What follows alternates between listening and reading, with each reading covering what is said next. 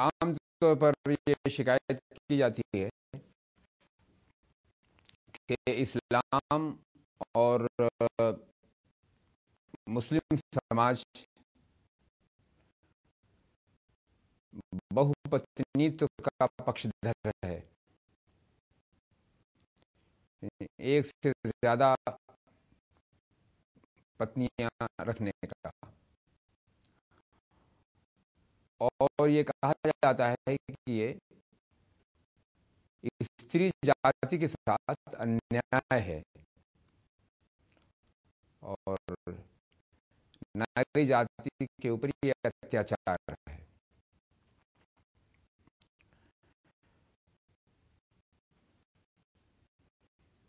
इस विषय पर यहाँ इस्लाम का पक्ष पेश किया जाएगा और ये इस तरह से पेश किया जाएगा कि जो गैर इस्लाम है, जो नॉन इस्लाम है, उसका भी पक्ष सामने रखा जाएगा ताकि तुलनात्मक दृष्टि डालते हुए इस बात को समझने में आसानी हो। इस्लाम का शुभागमन हुआ लगभग 1400 वर्ष पहले अरब देश में। तो उस वक्त लगभग तमाम समाजों और सभ्यताओं में, अरब समेत, इस्लाम से पहले और जब इस्लाम आया उस समय एक पति कितनी पत्नियां रखे, इस पर कोई नियंत्रण नहीं था, इस पर इसकी कोई सीमा नहीं थी। कितनी भी रख सकता है, जितनी उसकी मर्जी हो, जितना वो अफोर्ड कर सके, जितना उसकी दिलचस्पी हो, जितनी भी चाहे रख ले। और अवैध संबंध, नाजायज संबंध, जितनी भी स्त्रियों से चाहे रख ले। इस्लाम आया तो इसने देखा ये तो बदअखलाकी है, ये अनैतिकता है और इसमें सचमुच नारी का शोषण होता है। तो इस्लाम ने काम ये किया कि उसने कहा कि मैक्सिमम, अधिकतम 4 पत्नियां एक साथ आप रख सकते हैं। और इस्लाम ने कहा कि इसकी शर्त है, लेकिन इसके साथ शर्त यह है कि जो भी एक के बजाय 2 पत्नी रखेंगे आप, या 3 रखेंगे, या कभी बहुत गौन केस में 4 रखेंगे, वरना ऐसा होता नहीं है। तो उनके बीच में आप इंसाफ करना आपके साथ जरूरी है, बिल्कुल बराबर का इंसाफ होना चाहिए। यहां तक इस्लाम ने कहा कि नाइट्स बांटने, बराबर बांटने पड़ेंगे, रात बराबर बराबर बांटना पड़ेगा।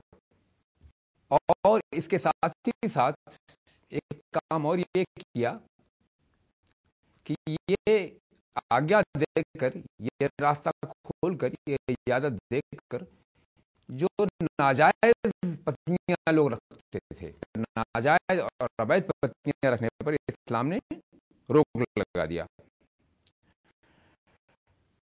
कुछ ऐसी असाधारण परिस्थितियां आ सकती हैं जब एक पत्नी से ज्यादा 2 पत्नियों की जरूरत पड़े, और हमेशा आती रही हर समाज में। और इसके बाद कहीं 10, 20, 25, 50 हजार केसेस में एक ऐसा केस हो सकता है कि 2 पत्नियों के बाद तीसरी की जरूरत पड़े। और 1 लाख या 2 लाख केसेस में ऐसा केस हो सकता है कि तीसरी के साथ साथ चौथी की जरूरत पड़ रही है। ये बहुत ही रेयर ऐसा केस हो सकता है। तो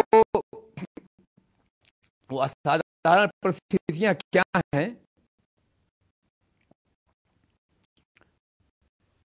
उनमें से जो एक पर हम यहां थोड़ा दृष्टि डालते हैं। एक परिस्थिति ये हो सकती है कि ये पत्नी जो मौजूद है, अभी हमारी पत्नी जो मौजूद है, बहुत अच्छी है, बहुत सुघड़ है, बहुत प्यारी है, हम उससे बहुत मोहब्बत करते हैं, वो भी हमसे बहुत मोहब्बत करती है, बहुत अच्छी है। अब उसके संतान पैदा नहीं होती है, ना संतान पैदा होगी, डॉक्टर ने कहा साहब संतान पैदा नहीं होगी। तो अब आपके सामने विकल्प क्या है? उसको निकालने कर, अब संतान चाहता है आदमी, एक आदमी कहे कि नहीं कोई बात नहीं है, हम इसी के साथ जिंदगी गुजारेंगे, हम संतान नहीं होता है, कोई बात नहीं है, बहुत अच्छी बात है। लेकिन अगर कोई आदमी चाहे कि नहीं हमको संतान चाहिए, हम पिता बनना चाहते हैं, उसके अंदर ख्वाहिश भी होती है और उसके अंदर एक फितरी जज्बा भी होता है, और उसकी नस्ल को भी आगे बढ़ना होता है बेटों से, तो वो क्या करेगा? उसके सामने कोई रास्ता नहीं है।